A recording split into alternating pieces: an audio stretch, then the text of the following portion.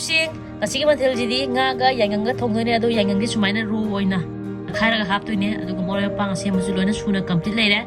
ꯑꯗꯨꯗꯤ ꯏꯆꯤꯟ ꯏꯅꯥꯎ ꯃꯌꯥꯝ ꯍꯧꯖꯤꯛ ꯌꯥꯏꯉꯪꯁꯦ ꯁꯤꯠꯂꯒ ꯀꯃꯥꯏꯅ ꯊꯣꯡꯒꯗꯒꯦ ꯏꯆꯤꯟ ꯏꯅꯥꯎ ꯃꯌꯥꯝꯗ ꯍꯧꯖꯤꯛ ꯎꯠꯆꯔꯛꯑꯒꯦ ꯑꯗꯣ ꯈꯣꯠꯅꯕꯗꯤ ꯁꯤꯅꯅꯦꯀꯣ ꯈꯣꯠꯇꯣꯏꯁꯦ ꯁꯤꯁꯤꯅ ꯍꯦꯟꯅ ꯐꯕꯅꯦ ꯑꯩꯈꯣꯏꯒꯤ ꯁꯤꯡꯁꯤꯠ ꯑꯃ ꯌꯣꯟꯕꯗꯣ ꯁꯥꯡꯕꯗꯣ ꯑꯗꯨꯗꯤ ꯌꯥꯝꯅ ꯄꯧꯅ ꯆꯠꯄꯅꯦꯕꯀꯣ ꯁꯤ ꯑꯩꯈꯣꯏ ꯀꯧꯇꯥ ꯉꯥꯁꯤꯗꯤ ꯑꯩꯈꯣꯏꯅ ꯌꯣꯄꯤ ꯇꯔꯨꯛ ꯍꯨꯠꯇꯣꯛꯄꯗꯣ ꯁꯤꯅ ꯍꯨꯠꯄ ꯁꯤꯁꯤꯅ ꯈꯦꯠꯄꯁꯤꯅ ꯈ꯭ꯋꯥꯏꯗꯒꯤ ꯕꯦꯁꯅꯦ ꯑꯗꯨ ꯈꯦꯠꯄ ꯍꯧꯔꯁꯤ ꯍꯧꯖꯤꯛ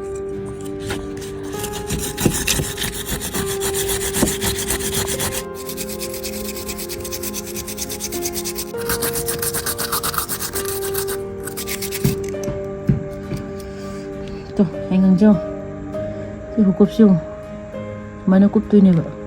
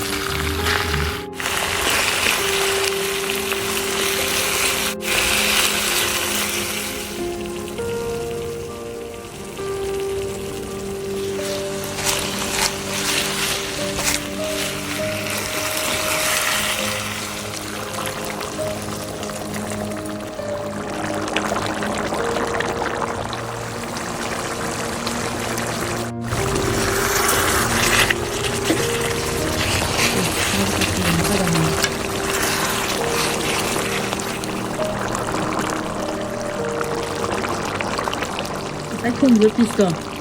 ꯑꯝꯇ ꯇꯣꯏꯗ꯭ꯔꯕꯅꯤ ꯑꯩ ꯉꯥ ꯑꯇꯣꯏꯕ ꯑꯣꯏꯇꯥꯔꯒꯗꯤ ꯇꯣꯏꯅ ꯊꯣꯡꯕꯁꯦ ꯑꯩꯗꯤ ꯍꯩꯅꯗꯦ ꯁꯤꯁꯦ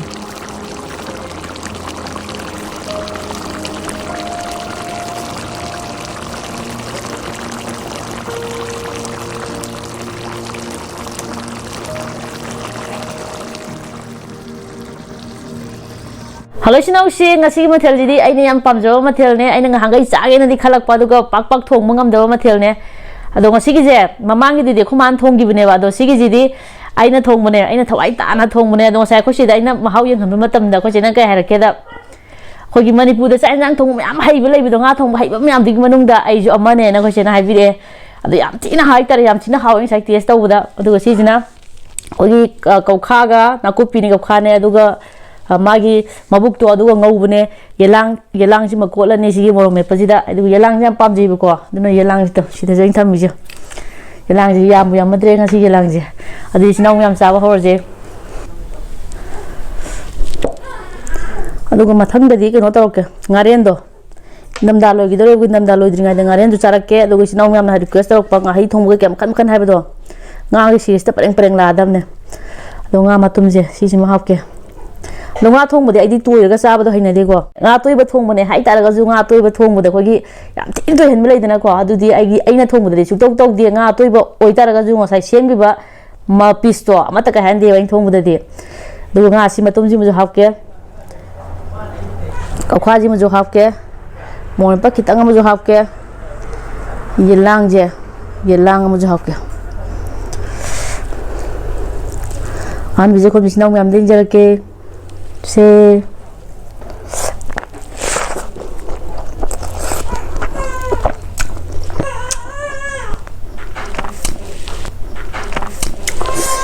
rồi 해장 gì đấy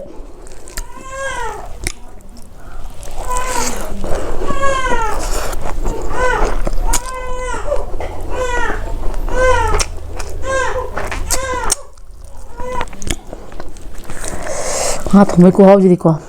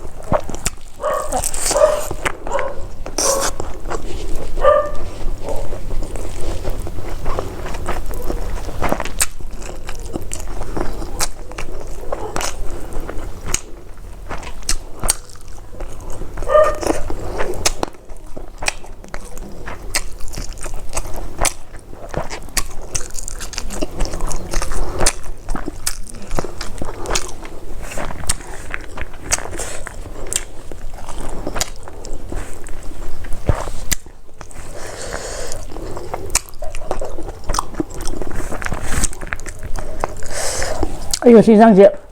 뒷나무 가야 되고 한거도 나지네.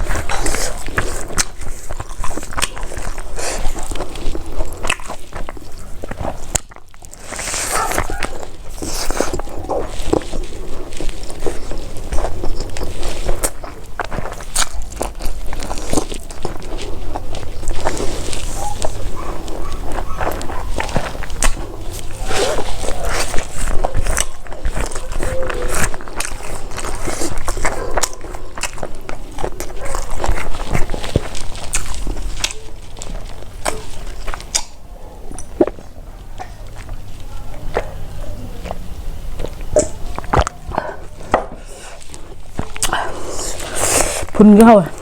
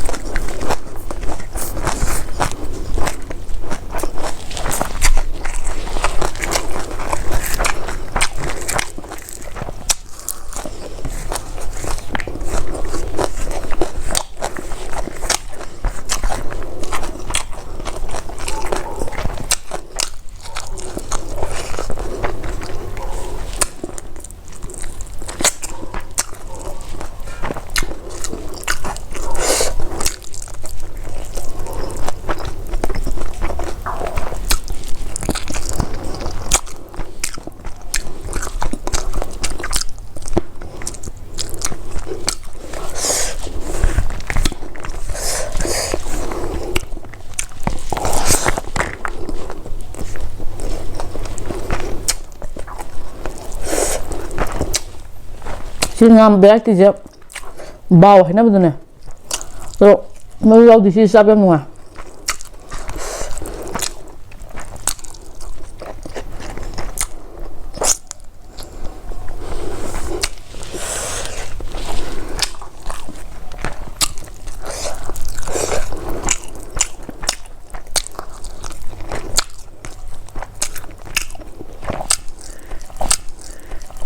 dùng cái thùng một đồ đi mà hao tụi nó tao bấm nhau em gì đã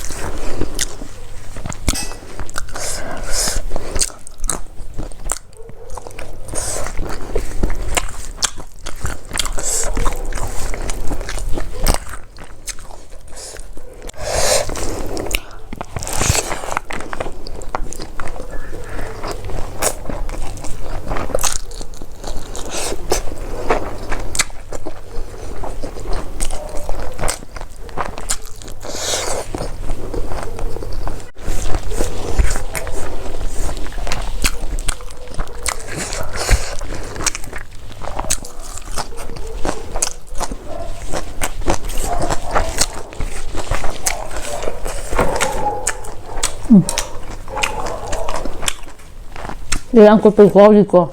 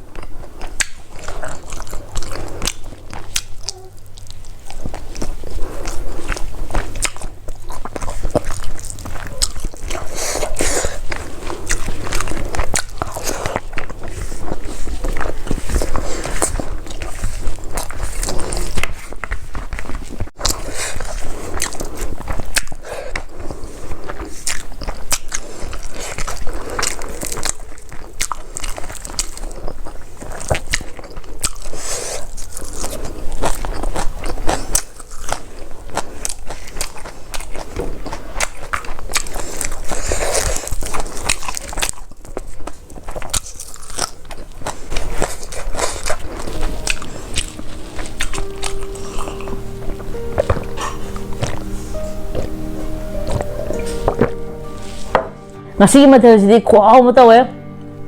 adugo manipurgi khoi yelang nunbi yelang phukpi mambo agi makidagi kai khunna buchari moina haw haw hai ta yelang je phoga bajari on birak padagi aina mungsa ba phangjare si yelang haw mayam je adu ngasi nga thong buje khwau ma tawe khoi out of 10 gi manong da 10 sidi sinong mayam saraga ju asidi atina hawe na haibirakane adu sele je nungai birodi like subscribe to sin bidamo mathang video jamung thengnarji